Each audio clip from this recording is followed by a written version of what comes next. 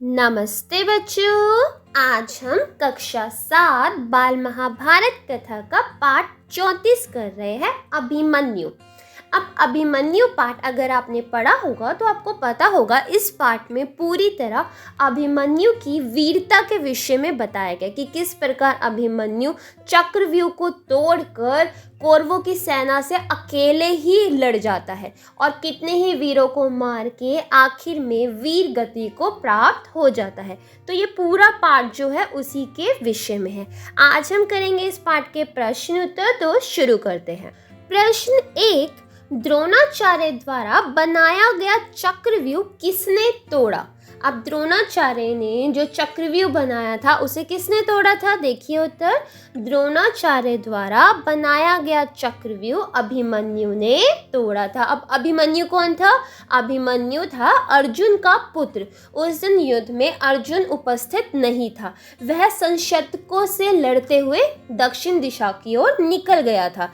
इसीलिए उस दिन अभिमन्यु को चक्रव्यूह में सभी भाइयों के कहने पर घुसना पड़ा और युद्ध लड़ना पड़ा। अब आता है प्रश्न 2, 13वें दिन अर्जुन को युद्ध के लिए किसने ललकारा? अब ये युद्ध का 13वां दिन था। इस दिन किन्होंने अर्जुन को ललकारा था जिस कारण अर्जुन युद्ध में उपस्थित नहीं रह सके? तो उत्तर देखिए, 13वें दिन संशस्तकों अर्थात त्रिगर्तों ने अर्जुन को युद्ध के लिए ललकारा था। प्रश्न 3, 13वें दिन अर्जुन लड़ता हुआ किस दिशा की ओर चला गया? उत्तर देखिए, 13वें दिन अर्जुन लड़ता हुआ दक्षिण दिशा की ओर चला गया। किनसे लड़ता हुआ? संशतकों से लड़ता हुआ वह दक्षिण दिशा की ओर चला गया था, जिस कारण वह युद्ध में उपस्थित नहीं था। प्रश्न 4, द्रोण ने कर्ण को अभिमन्यु पर हमला करने का कौन सा उपाय बताया? अब जब जो अभिमन्यु था वह कौरव सेना को लगातार नष्ट कर रहा था और कोई भी अभिमन्यु को हरा नहीं पा रहा था, तब द्रोणाचार्य थे वह एक चाल चलते हैं और कर्ण को बताते हैं कि तुम इस तरीके से हमला करो, ठीक है? तो वही यहाँ पर पूछा गया। उत्तर देखिए, द्रोण ने कर्ण के पास आकर कहा, इसका कवच भेदा नहीं जा सकता, ठीक से निशाना साध कर इसके रथ के घोड़ों की रास काट डालो। रास अर्थात उसकी रस्सी काट डालो और पीछे की ओर से इस पर अस्त्र चलाओ, अर्थात अभिमन्यु को हराना है तो इस पर पीछे से हमला करो। प्रश्न 5, अभिमन्यु ने युधिष्ठिर से चक्रव्यूह भेदने के बारे में क्या कहा? अब जब युधिष्ठिर अभिमन्यु से कहते हैं कि तुम आगे आगे चलकर उस चक्रव्यूह को भेद दो, क्योंकि हम में से किसी को भी चक्रव्यूह को तोड़ना नहीं आता, वो सिर्फ तुम ही हो जो कर सकते हो। या तो अर्जुन कर सकता था, अर्जुन इस समय उपस्थित नहीं है, तो अब सिर्फ तुम ही हो जो चक्रव्यूह को तोड़ सकते हो। तो उसके बाद अभिमन्यु क्या जवाब देते वह यहाँ पर पूछा गया। उत्तर देखिए, अभिमन्यु ने युधिष्ठिर से कहा, महाराज इस चक्रव्यूह में प्रवेश करना तो मुझे आता है, पर प्रवेश करने के बाद कहीं कोई संकट आ गया तो व्यू से बाहर निकलना मुझे नहीं आता। वे कहते हैं कि मेरे को अंदर घुसना तो आता है चक्रव्यूह में, लेकिन उससे बाहर निकलना नहीं आता। प्रश्न 6, दुर्योधन के पुत्र लक्ष्मण की मृत्यु कैसे हुई? उत्तर देखिए, अभिमन्यु की बाण वर्षा से व्याकुल होकर जब सभी योद्धा पीछे हटने लगे तो वीर लक्ष्मण अकेला जाकर अभिमन्यु से भिड़ गया। जब जितने भी वीर थे कौरवों के, वो अभिमन्यु की बाण वर्षा से डरकर पीछे भाग रहे थे, तब उस समय दुर्योधन का बेटा लक्ष्मण था जो अकेला ही युद्ध में आ जाता है और अभिमन्यु से लड़ने लग जाता है।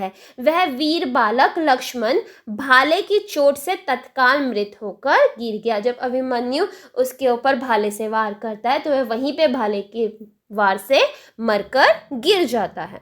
प्रश्न 7, युधिष्ठिर ने अभिमन्यु को किस प्रकार मदद करने का विश्वास दिलाया? उत्तर देखिए, युधिष्ठिर ने कहा, बेटा व्यू को तोड़कर एक बार तुम भीतर प्रवेश कर लो, फिर तो जिधर से तुम आगे बढ़ोगे उधर से ही हम तुम्हारे पीछे पीछे चले आएंगे और तुम्हारी मदद को तैयार रहेंगे।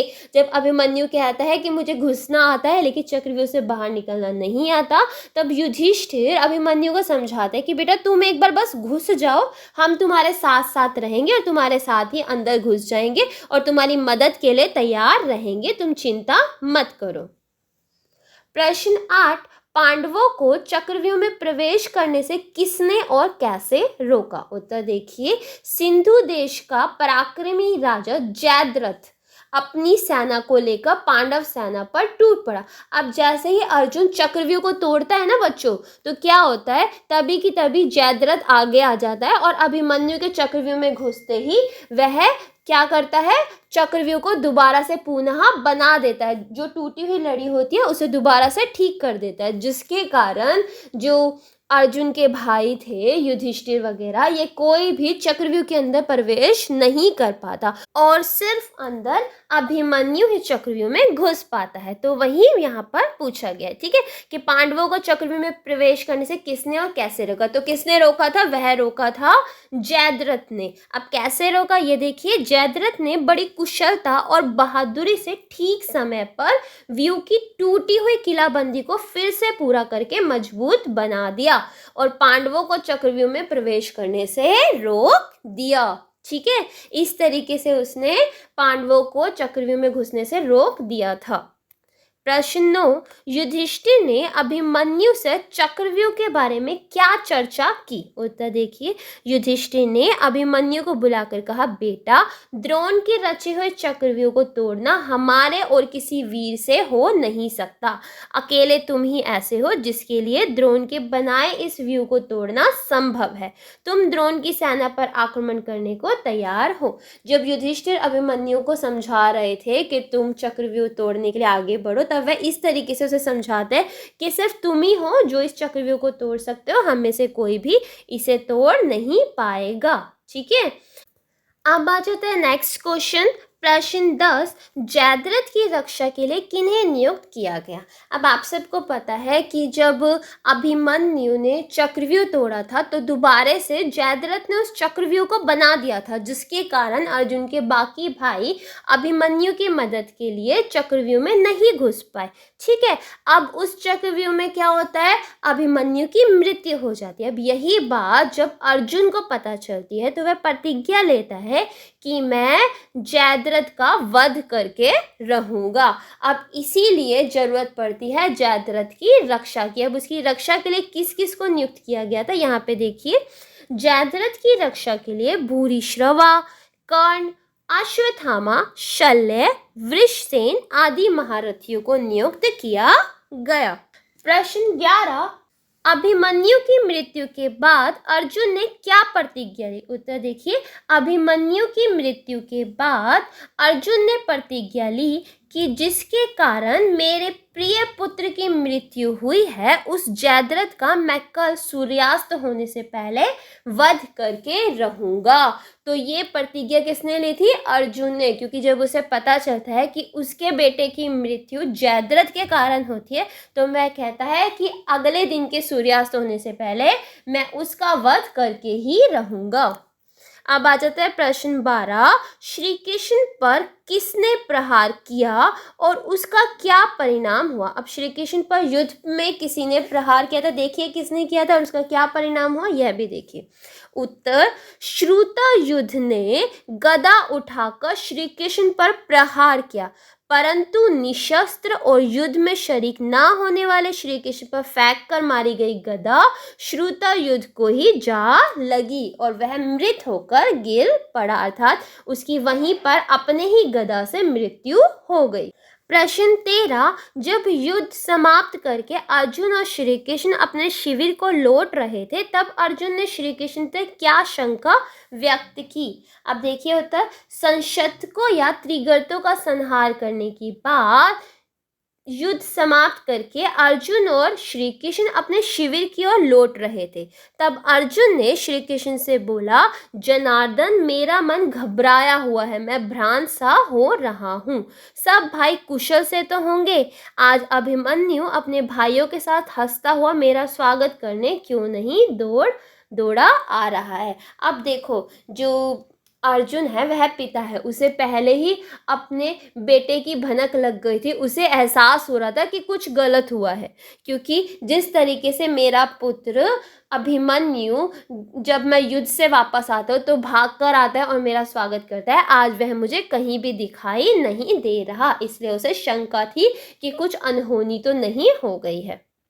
प्रश्न 14, जयद्रथ अपने देश क्यों चले जाना चाहता था और दुर्योधन ने उन्हें क्या कहकर रोका? उत्तर देखिए, जयद्रथ को जब अर्जुन की प्रतिज्ञा का हाल मालूम हुआ तो वह दुर्योधन के पास गया और बोला, मुझे युद्ध की चाह नहीं है, मैं अपने देश चला जाना चाहता हूँ। अब जयद्रथ को जब अर्जुन की प्रतिज्ञा का पता चलता है ना बच्चों, तो वो घबरा जाता है और घबरा कर भागा हुआ कहाँ जाता है? दुर्योधन के पास, और वह कहता है, मुझे युद्ध की चाह नहीं है, मुझे कोई युद्ध करने का मन नहीं है, मैं अपने देश जाना चाहता हूँ। यह सुनकर दुर्योधन उसको धीरज बंधाता है अर्थात धैर्य बंधाता है और बोलता है, सैंधव आप भय ना करें अर्थात आप डरे नहीं, मेरी सारी सेना आपकी रक्षा करने के लिए नियुक्त की जाएगी, आप निशंक रहें।